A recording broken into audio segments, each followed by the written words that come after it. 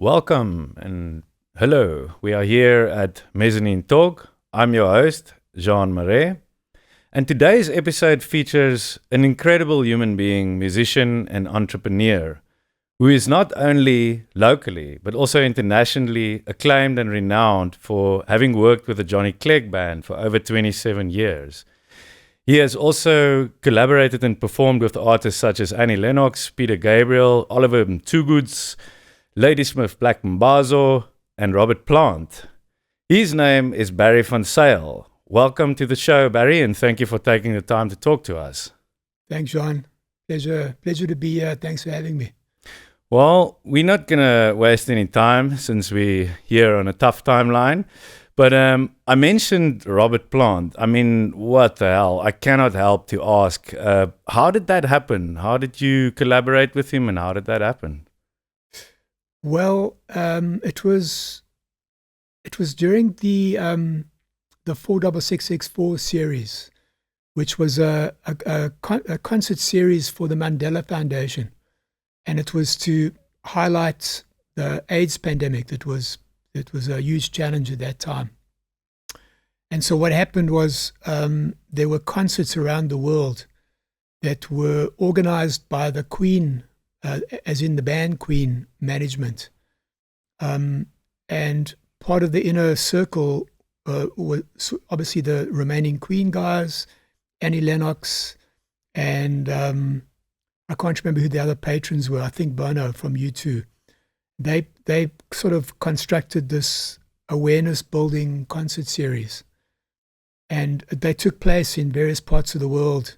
There was a kickoff one in Cape Town. There was one in Johannesburg. There was one in George. There was one in London Hyde Park. There was one in the Northern Lights in Norway. There was one in New York City, and I might be missing one or two. And it was the same bands that kind of played at most of these festivals. Madiba pitched up at all of them and did a very beautiful presentation. And the one that Robert Plant was at, to answer your question, was in a place called Tromsø in northern Norway. Mm. And so the Clegg Band played at all these because it was sort of built around the fact that Johnny had written Asibonanga as a tribute to Mandela. And so the Clegg Band was sort of the assigned holders of the cultural flag from Southern Africa. So we played at all these events, and we played at the pivotal sort of showtime moment, which was just before Mandela would talk on all these shows. And the one in Norway, we actually played our set, and we also acted as a sort of a last minute backup band for Peter Gabriel, because he came to the event on his own. He didn't bring a band, so he ended up coming and joining us for some of the set, which was pretty amazing. Incredible. And Robert Plant played after us. It was during the summer in the Northern Lights, which meant it stays light all night. Mm. So we played at midnight, and Robert Plant, I think, played at 1 a.m. and it was still sunlight. So the long story short, it was we didn't collaborate.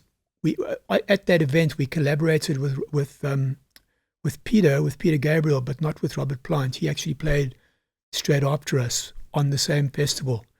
We did, however, have a marvelous backstage catch-up before and after our set, and managed to have a great photo taken and just have a 30-minute chat with him, which was kind of a dream come true, because he represents my favorite, greatest band of all time, and I grew up listening to them. So it was really cool to kind of come full circle and be hanging out on the back of a stage in the north of Norway for a little bit. Wow. And his set was incredible. It's one of the best live performances I've ever seen. So that was my Robert Plant moment. Okay. Okay. I'm gonna go locally quickly. Squeal. was a major influence for me growing up listening to rock music, SA rock music in the 90s, and specifically the album Man and Woman. I mean, that drum sound is imprinted in my brain, and if I'm not mistaken, you actually played on that album. Like, if we're talking Man and Woman, can you remember where that was recorded and by who it was done? I was going to ask you if that's right. I guess I did play on that. Okay. Yeah, was that the one with a music video? And I'm trying to remember the name of the song. I can remember going and doing a music video. There was a song, Long Pig. Yes. And specifically on that song, Long Pig, you did a crazy tom roll, which I can still sing to this day, because you went. I was small. I was really, really young when I was listening to this, and this made a huge impact in my brain. It's the first time I heard somebody rolling from the floor tom to the rack tom, and then you were sort of you just kind of went back like that. Oh wow! And that was just such a major influence, and even that snare sound on that album. It's a kind of open, decay-ish snare sound, but I would love to know what snare that was. Not that you will maybe not remember, but my question is more how do you choose the tonality of the drums for a record like that? Do you do you tune it with a piano, or how do you go about if you approach something like that? Yeah, it's a great question. I'm trying to remember. I do remember doing the drums for that album in isolation, because I was already doing shows with Squeal at that point. I remember. I think I was with Oliver. I was with Tuku then. It was just pre-Clegg, so that must have been around 98. 98, early 99. 1997 was the release of Man and Woman, as far as I know. That would have been Tuku time. And if I'm not mistaken, we recorded the drums down at a studio at the market, near the Market Theatre. Okay. No. There was a music hire place called, completely blanked. But it was in the area of the Market Precinct in downtown Joburg. Yeah. And it was a rehearsal studio with a sort of a recording studio tucked into the one corner, and we used this because it was a nice big open room. And I remember them recording the kit there, and then I think David mixed the album, if I'm not mistaken. So he took all the recordings and then worked on it himself. The kit would have been one of my DW kits, which are super easy to tune in the studio. Okay. You literally have to get the tensions between the two skins have to be even, and then I used to get the top one at a certain level and then tune the tonality with the bottom. But you could omit any contradictory frequencies very easy, because the drums were so true, the bearing edges were so true. So even for me, who's kind of tuning challenged for a drum set, I just don't have the patience. The DW gear was really good for me because I could get it sounding I could get the tone that I wanted quite easily, let's say.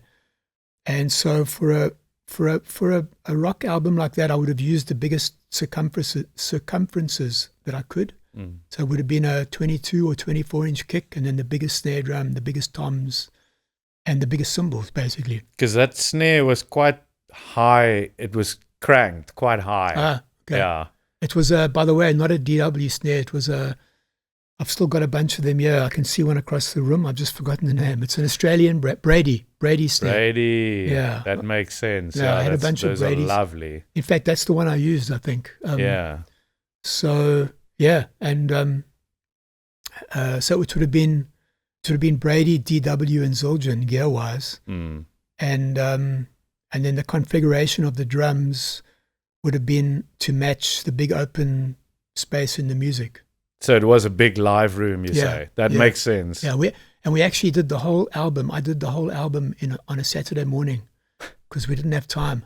Crazy. We had economic challenges for studio time. So we did everything in 3 hours, the whole record. Wow. So you were playing it live with the other guys? No, I was playing to guide tracks. Okay. Yeah. All right. So it was guide tracks to a click, but it was David that put the guide tracks down, so they were really good. Yeah. And it was pretty easy for me to play along. Nice. It could have been more than guys. They might have had maybe the guitars and bass down already. I can't remember. Actually, yes, they put the drums on last. That's what happened. Yeah. Huh. Now, talking early days, you and your dad played music together with you as a youngster. What type of stuff did you play with your dad? Well, my dad he played music for fun by ear. He never went to a music lesson in his life, but he used to listen to popular music on the radio, and then somehow he could play it on the piano. So he just figured out the melody and the chords, and he had a very basic understanding of harmony, but he definitely had an ear that he could do that and would sound convincing. I'm not sure that all the chords were right, but you could pick out the song that he was playing, and he could play the melody. And mostly it was kind of he was a big Nat King Cole fan, so he would play some of the Nat standards, and he would also play Boeremusik. Nice. So it was a mix of really groovy Boeremusik and Nat King Cole. And then I can't remember what the hell I played, but I must have played something. They bought me this little tiny mother of pearl drum set, which is why I've had mother of pearl all my life. And it was a kind of a professional kit, but a kid's kit, you know.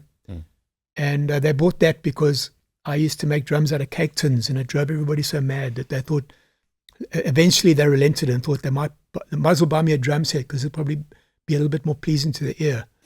And so I used to take this it looked like a little miniature Premier kit, and I'd either set it up next to his piano.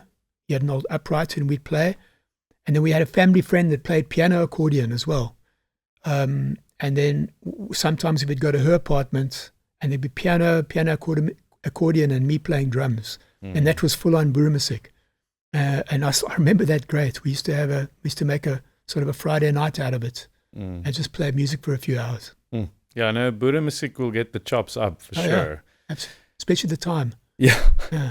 Talking about getting chops up, being an artist, there's like an artist curse going around.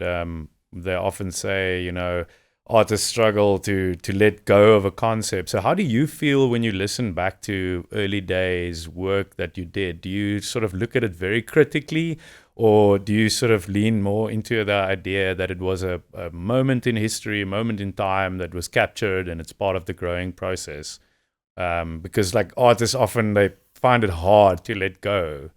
They want to, you know, get it to perfection, to such an extent that they never let go of something. Right.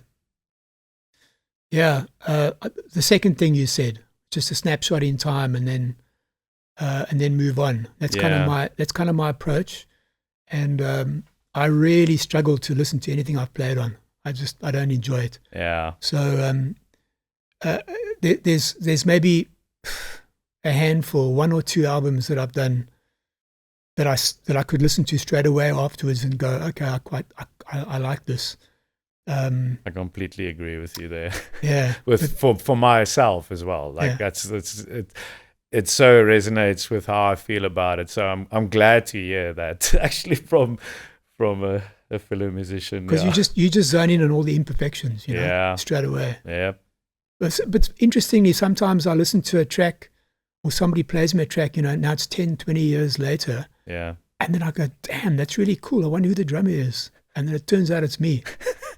And I've had that quite a few times. And that's really nice, you know, because then I got over myself and I can listen to it again with clean ears. That's the other side of the coin. Yeah, for sure.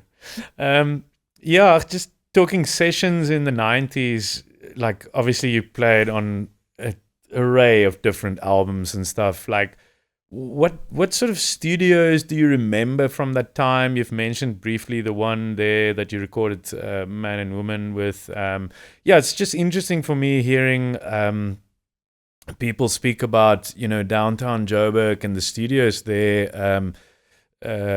Like, I don't know the name of the studio, but Marais Lords was telling us about this one studio where he would move in between sessions. He would record stuff for Anton Goosen downstairs, and he would go upstairs to do stuff for PJ Powers, moving in between sessions like that. Was there any like sort of big studios that you operated in a lot? Yeah, plenty. Not at the level of Marais, because he's probably done more than most in this country, especially at a time where studio work was diminishing, especially for drummers. It was hard to replicate somebody the likes of Marais, programming-wise. So he would have been as busy as drummers like Tony Moore were 20 or 30 years before that, where drummers were running around from one session to another. But when I came onto the scene, a lot of the drumming gigs were programmed already, and so there was much less of a need for live drums. With that said, I still did a fair amount of stuff, of running around, and the studios that I found. So I did a fair amount of work at downtown studios in Fox Street. It used to be owned by Gallo, this beautiful state-of-the-art recording complex that just fell into disarray, unfortunately, because that part of the inner city crumbled. But I did some amazing stuff there. I can't remember the exact artists. I know I did Paul Hamner recordings. Sorry, I just want to pause there. Yeah. I was actually going to ask you, did you play on Paul Hamner's 1997 Trains to Tong release? I think I played on some of it, yeah. Wow, that's a seminal album for me. I listened to it a lot. I think that was mainly Jethro Shasha on drums. Okay. On that album. It was actually recorded, Trains to Tong was recorded as a transcription album for the SABC in the dying days of the transcription albums, right? And which means it was sponsored by, it was government sponsored or SABC sponsored, and then the record company bought the rights and released it as Trains to Tong. You mean that was the kind of stuff that were played on SABC and stuff on the TV channels late at night, kind of thing? Yeah. Well, the transcription albums was a way to get sort of library music developed for the usage of the SABC, but also artists would then have a paid channel to record their music, and they would be able to take ownership of it. It was actually a very good system. I did quite a few of those, the transcription albums, where the lights producers would have been Johnny Blundell, Eki Eckhart, and so forth. It was an interesting period. But anyway, downtown was one aspect, a really nice big state-of-the-art studio. I had an amazing session there with Brian Eno, which was mind-blowing. Spent a whole day in the studio with him and a bunch of South African musicians, Paul Hamner again, and a few others. And then I really enjoyed the studios at the SABC after the democratic elections, when the SABC got open to the public, and you could use those beautiful rooms for commercial recordings. So Peter Pearlson would have been on any given day. Peter Pearlson would have been in M2 with a huge SSL desk with maybe Tananas, and then I would be in M5 with Paul Hamner or McCoy Mkrubata or somebody, or Anton Goosen or whatever, Mind blowing. And that was a really that would have been, I suppose, between 96 and 2006. That 10-year period was just absolutely incredible from a creative point of view of what was going on in the SABC. I actually hired a little room there, a little studio space, because you could hire them. Me and Neil Sneyman, producer, hired rooms next to each other. He used one as a editing, a mixing suite, and I put my drums in. I used to go and practice there. Practiced for hours at the SABC. And then I would just get my kit taken to one of the studios to do recordings. It was a really thriving time. Yeah. Wow. So those were kind of seminal studios for me, especially M5 with the old Neve desk that I think is still there. It's this beautiful sounding desk, and which I think was brought in by somebody from the Rolling Stones Mobile, if I'm not mistaken. Crazy. So yeah, there was a lot of history in that space, and then a bunch of other studios as well. But those were, and then of course Joe Arthur's studio, Joe's Garage, out in the north, was also beautiful in an old thatched building. I can go on and on, but those are some of them. Yeah, legacy. Yeah. I think Theo Kroos actually once said it, that the 90s was sort of a phase where people were very optimistic about the national government and what they're going to do now that the country has opened up and economic possibilities and all of that. So obviously when you feel positive about the government, there's like a super like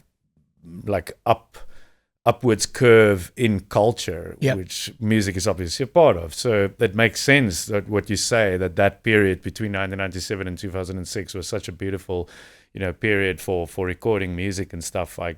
Completely get that. I want to sort of just go back a little bit to your studies. You studied music at California, and you mentioned now that you studied under Joe Porcaro, which is the dad of Jeff Porcaro from Toto. I'm curious about the assignments and the subjects that you did studying in California. Well, it was at that point there was two. If I take a step back, I left South Africa with a band that got a deal with EMI Records. We went to London. The band didn't work out, but I stayed. And I studied music formally for the first time. I'd been playing professionally all my life since I was 12. And at that point, I must have been 21, I guess. Who is the band? It was a band called October. Okay. Yeah. Had one hit in South Africa, and then was signed to EMI. Roddy Quinn signed us. And then took us to, and Roddy had just got an international deal for his previous signing, which was a band called Elemental. And Elemental had moved to Ireland, and he was looking for the next band to sort of groom and curate. And so he chose this band, October, and got us a deal with EMI. He was the A&R guy for EMI South Africa, and he was a channel to EMI London. So anyway, we went to London. And I started studying at a place called Drum Tech in Ealing, a guy called Francis Seria. It was the early days of his operation. Eventually grew to be the biggest private music school in Europe, but at that point it was a little one-man show. Sure. So I spent a year studying with Francis, and then his faculty had all come from a school in Hollywood in California called the Musicians Institute of Technology, MI, and the drum faculty was a place called PIT, which at that point was very famous globally. And there was a lot of people coming out of this school, and I decided to go there. So I went from London. I went from London to California.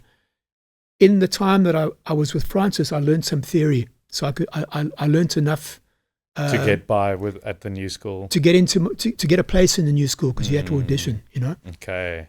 And so by the time I got there, I figured that I needed to learn how to read music before I got there, and not spend this precious time doing something basic like learning music. So by the time I got there, I had some technique and I had some music theory, and of course I could play because I've been playing all my life. And I landed at PIT, and it was quite overwhelming. There was 2 intakes per year, and there was about 350 drummers per intake in their drum faculty. So there were 700 drummers per year on any given year, plus year 2 and 3 drummers. So if you do the math, that's a lot. Plus guitar players, keyboard players, singers, bass players, just this massive campus, in the middle of Hollywood with everybody in the typical US style just selling their brand. So I was so overwhelmed, I actually wanted to come back to South Africa. And then Joe Porcaro saw something in me that I didn't see in myself. And he kind of nurtured me and said, where did you come from? Why do you sound different? Blah, blah, blah. Sure. And so he sort of gave me the confidence to perform fearlessly, which you have to do in that environment. Otherwise, you just sink under the weight of numbers. And so in a very short space of time, in like 3 months, instead of sitting in the back of the classroom being too scared to do anything, I was jumping up in front and giving it hell. And so I developed some performance confidence because of that, to survive, really.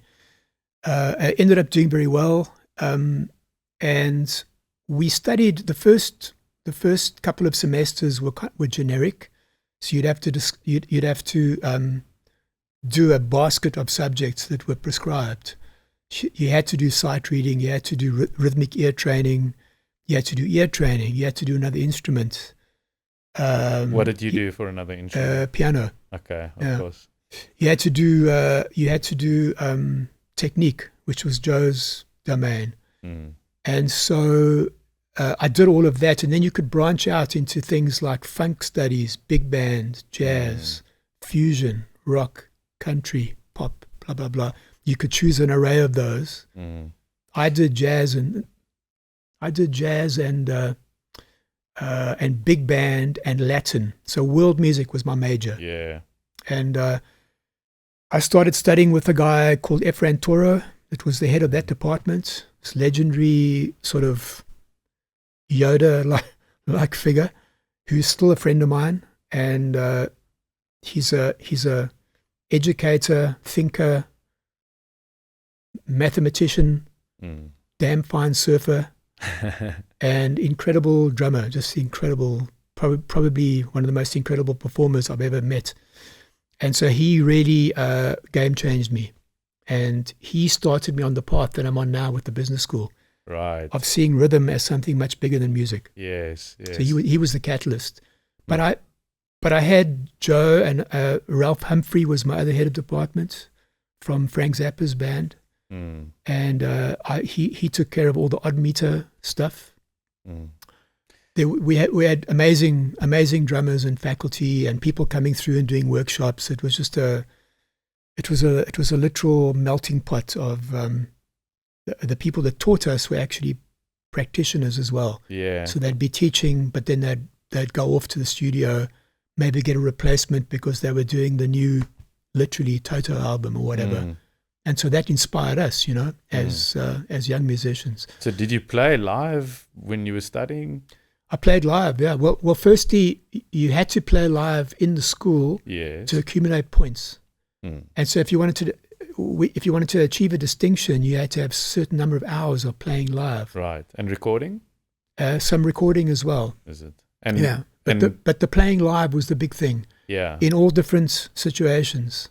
So, in big band class, they'd one day a week, they'd hire a whole big band of Hollywood session musicians, and then bass, drums, piano, and guitar would be students. And then you'd have a 15-minute slot to play one piece of music.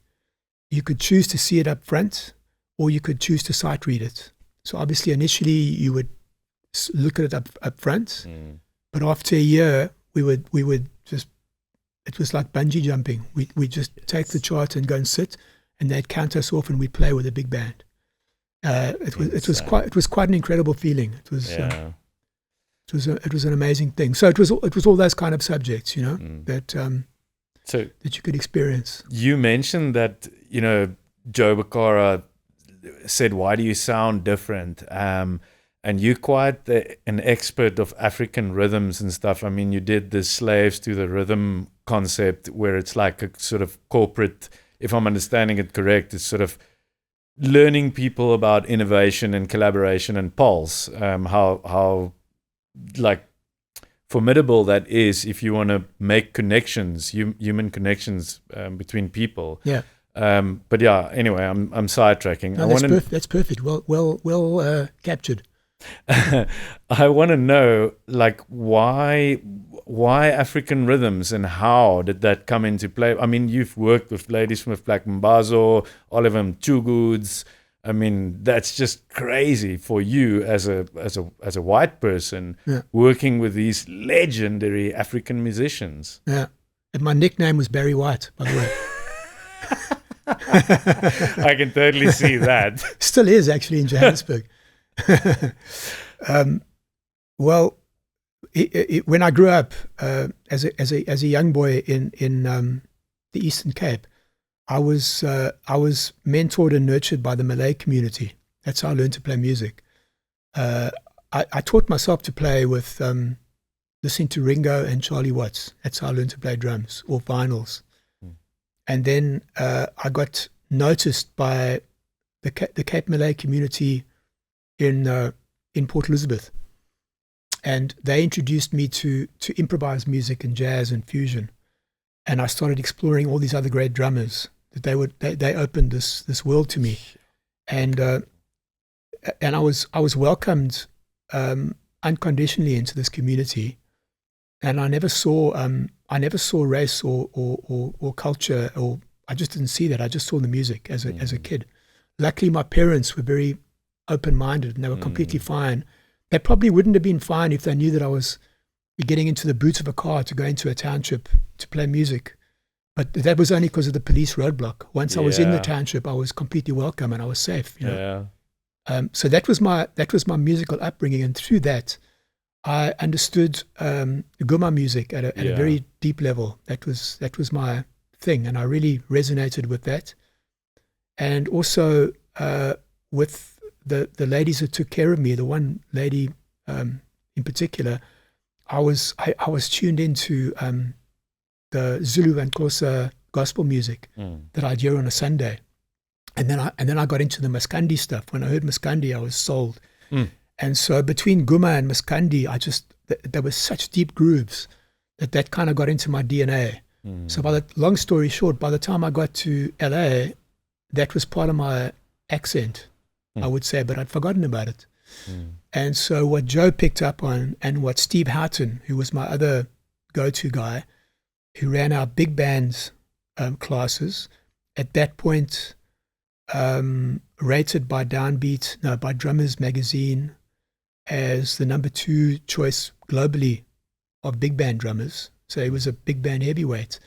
I was so intimidated by him, but when I eventually played, he said, "What's going on here? You sound great. What is it? And why haven't you played before? Why have you sat here for 6 months?"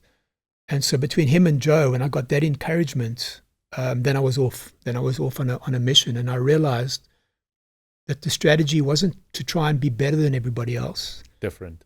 But I needed to be different because I had, 200 American kids in my grade that had grown up inspired by the same drummers with the same musical theory at school. So they all sounded homogenous. They were all chasing the same thing, Yep. They all tried to be Vinnie Colaiuta, but there was already Vinnie Colaiuta. So I just went very simplistically. Once I got there, I realized that I had something different because of where I came from. And this idea of cultural authenticity just came top of mind. It was like a light bulb moment, and I went, that's my future. Sure. That's exactly what it was. So now, also talking world music and, sounding different, there's a couple of artists that I have checked that you worked with, but I'm specifically interested in Ernest Ranglin. How did your paths cross with him? I'm trying to remember. Ernest came out to play at WOMAD. We had the WOMAD. Peter Gabriel's festival. At that point, I was already working with Clegg, and because Peter knows Johnny, and the managements talk to each other. Yeah. When Ernest he came out on his own, he had just released an album called Below the Baseline, and he was looking for a pickup band in South Africa to play that album for WOMAD. And the people that the artists that they recognized and they trusted was Clegg, so they said, let's use the Clegg rhythm section. So that's literally how I got the gig. So it was me and it actually wasn't the bass player from Clegg. I think our bass player wasn't available. No, he needed an upright bass player. That's right. And we had an electric bass player. So we had to get an upright bass player. It was me and the piano player from Clegg that played with Ernest. So we rehearsed with him for 2 days, I think. Obviously, we got the album before. Yeah. Wrote out some parts, rehearsed in Joburg, and then went and played. I think we played WOMAD, and we also played a show in Joburg, if I remember correctly. And they were amazing. He was a... Okay, so it was a short run of shows. It was just a short run of shows. It was 2, maybe 3 shows. We kept in touch for a bit. Lovely gentleman. I think Ernest at that point, and we're talking years ago now, 2 decades ago, he must have been 75 then. Yeah, that makes sense. And he's still playing, so he's got to be like early 90s now. Jeez. And even at 75, he had the wickedest sense of humor, this glint in his eye, full of energy. You can hear it in his playing. Yeah. And he'd met somebody on the plane, a woman on the plane that he was kind of dating while he was in Joburg. And he was telling us about it. It was like we were talking to somebody that was 25. And I still remember thinking, but wait a minute, aren't you about 75? Yeah. And then I thought of the Rolling Stones, and then I was fine after that. Yeah. Crazy. I want to move over to your book. Correct me if I have the wrong title, but Finding Your Groove: Resonant Leadership in a Disconnected World. Yeah. So the modules you tutor is active listening, personal development, entrepreneurship, and creative thinking, which I found is fascinating because those 4 fields sort of really is resonating with being a musician. If you really think about those areas, and I mean, you could say that it's kind of obvious because you ventured from the music world to the MBA to business administration world. But I'm interested to hear sort of what similarities do you see between leading a band as a drummer and being a leader in business administration, with specific reference to active listening? Sean, yeah, there's a lot in there. What started this process was back in LA with Efrain Toro, where what he made me realize was that musical rhythm is a tiny chink into a much bigger window, a much bigger perspective of universal rhythm and connectivity.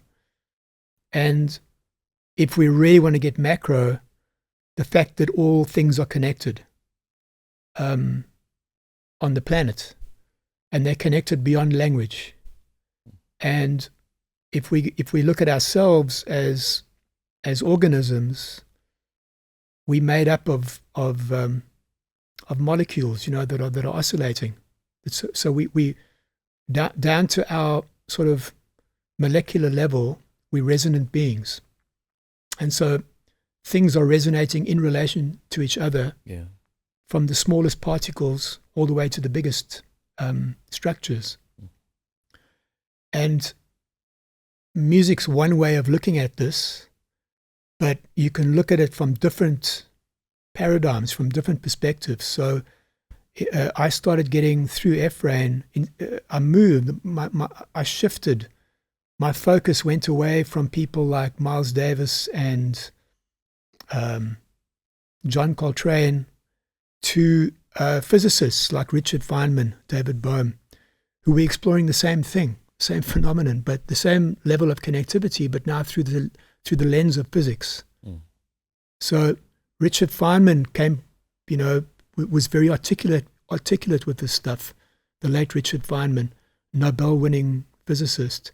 He was an amateur drummer, a pretty good amateur drummer, because he could understand exactly what I just said about rhythm, and he could see the big picture. And he talked about this global connectivity as a glorious mess. And this notion of a glorious mess kind of describes to me what happens when musicians get in a room and get into the state of groove. And when a band's grooving, it's not cognitive, it's not intellectual, it's an embodied thing, something you feel, you don't think about. You could think about it later. Yeah. But if you think about it, it won't happen. So I got fascinated by that because I'd experienced it so much since I was a kid with my mates in a garage. And I realized that the leadership was distributed. There wasn't particularly one. There was an instigator maybe, but there wasn't a hierarchy. There wasn't somebody that controlled the show, you know. It's more of a circular kind of motion. It's like everybody takes responsibility. Yeah, meritocracy or rotational kind of leadership, you know. So when something has to happen, somebody has to take a solo. Okay, you become the leader, and then the rest of us support you. We don't fight you. Yeah. And that's quite a unique thing. And it's not what I realized that now I'm in the world of higher education and specifically business education. I've realized that this isn't the norm in teams, in organizations. Organizations are just groups of humans, same as bands or orchestras. But you got very different dynamics going on.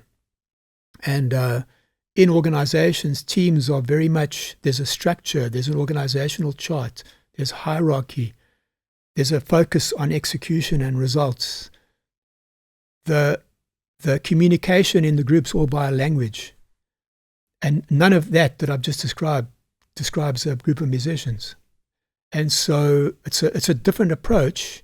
And so it got me thinking, well, perhaps there's something in there, a state of groove that can be transplanted into the world of organizations. Elsewhere as well, but I'm interested in organizations because I'm at a business school. Yeah. And so that's my fascination.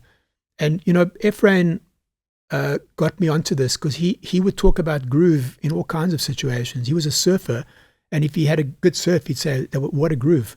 And then if he saw somebody do a great presentation, a TED talk or whatever, he'd say, what a groove. And I went, you know what, you got a point here.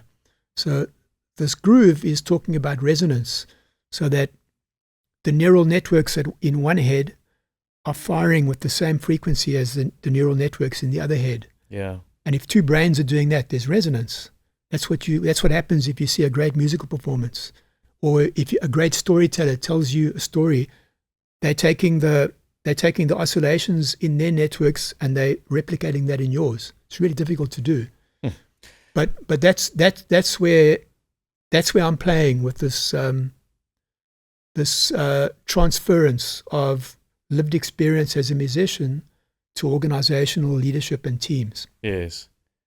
And would you say that the knowledge you've gained over the years touring with people like Johnny Clegg, touring the globe, the knowledge that you've gained about cultures and the diversity of human beings, would you say that bled into your understanding of personal development in business leadership? Yeah, definitely. Although that was all unconscious. It was absorbed unconsciously. I've only started to think about it and critically reflect. At that point, it starts developing meaning. So I started that process once I did my MBA at business school in 2014, because there was a strong presence of critical thinking and writing, getting what's in your head onto paper, which is the most powerful neurological tool we have. I never did that as a musician. When I got into business school, I thought I was going to learn business subjects, which I did. But the most impactful thing was the personal development aspects, which is kind of the secret sauce of the MBA that I'm part of at Henley Business School. So their sort of differentiator is this human development, personal development part of the program, which is what I teach now. And so what I've realized in hindsight is that I learned and understood all of this. I understood a lot of this unconsciously as a musician, and now I'm taking it from unconscious to conscious, and that was kind of the process that manifested in this book that I co-wrote, and with Chris Dalton, if I'm not with mistaken. Chris Dalton, Yes. who was another mentor for me much further down the line, and he's the module convener for personal development. So he's based in Oxford in the UK, and I teach on. I'm part of his tutor team that delivers his workshops to the various MBA cohorts across all the Henley campuses. So he's an amazing individual, and so the two of us wrote this book. I instigated the book, and we did it in a sort of a call and response, trading fours kind of like vibe, jazz. like jazz. That was the concept of the book, Mm. and then that's led into now I'm 1 year into a doctorate, and my topic is the same thing. It's this phenomenon of groove, because it just hasn't been explored, And it seems endless. and the timing couldn't be better. Where we are in the world right now. Yeah. If you look at what's going on, Yep. if ever there's a case for leadership development, it's now. And I agree. I couldn't agree more. And I actually hope that, this bleeds into other areas of humanity, because I think that, like you said, we super disconnected right now, and things like social media driving antagonism, and people fighting over politics, political viewpoints, and world viewpoints, and people just can't get along. It's just crazy how that whole narrative of fear and divide is kind of pushed by big, by strongmen. Yeah. And if I can just sort of wrap up on the sort of methodology and where I'm aiming right now. So I teach this personal development module on Henley's MBA, which is an incredible 4 workshop series.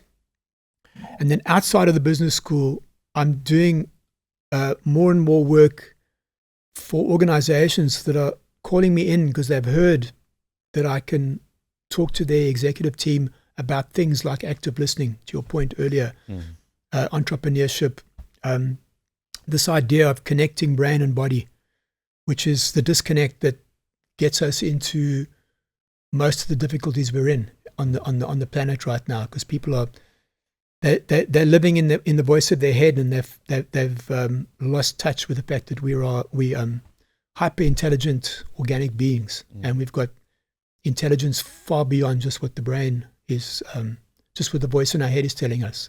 Yeah. So that sounds very abstract, but I'm through rhythm and through paying attention, and through interventions or activities that are rhythmic based, which are everything from listening to understanding how you present the story that you want to land for somebody else. Through all these kind of activities, I'm doing workshops to get people to do this, to listen better, to be more coherent, to achieve coherence between what they think and what they do. And so it sounds very obvious, but what's occurred to me is that in music, people do it by default, and in the world of business not so much, because you don't have to. It's hard to get there. It's hard to get there, and maybe music's everybody likes music, and people like drums, so it's a good portal in. And what I've realized, and this is super interesting, is that in pursuit of everything I've just mentioned, the starting points are our 2 primary rhythms as humans. And our primary grooves are the heart and the breath. And they're things that we take for granted, we never think about. But you can't really do much without either of them. And paying attention to heartbeat and breath is a game changer if you do that with intention and strategy. And there's all kinds of wonderful ways you can create awareness and control and influence both, and in so doing completely game change your nervous system and the way you approach the world. So it's a very interesting space to be exploring and working. And, wow. And I'm seeing the most unbelievable results in workshop rooms with groups of leaders. Well, that's beautifully tied in, and there you go. Go check out that book, Resonant Leadership in a Disconnected World. Even if you're not into things like business administration, I'm sure you can find, important stuff to navigate through life in that book. Not really looking for music or business. it seems to me that there's some great creativity and inspiration to be sparked from that book. So I can, from what I just heard, I can highly recommend checking out that. And thank you so much, Barry, for indulging us here and telling us all about your crazy, interesting career. Thanks so much, Barry. Thanks, John. It's been a pleasure.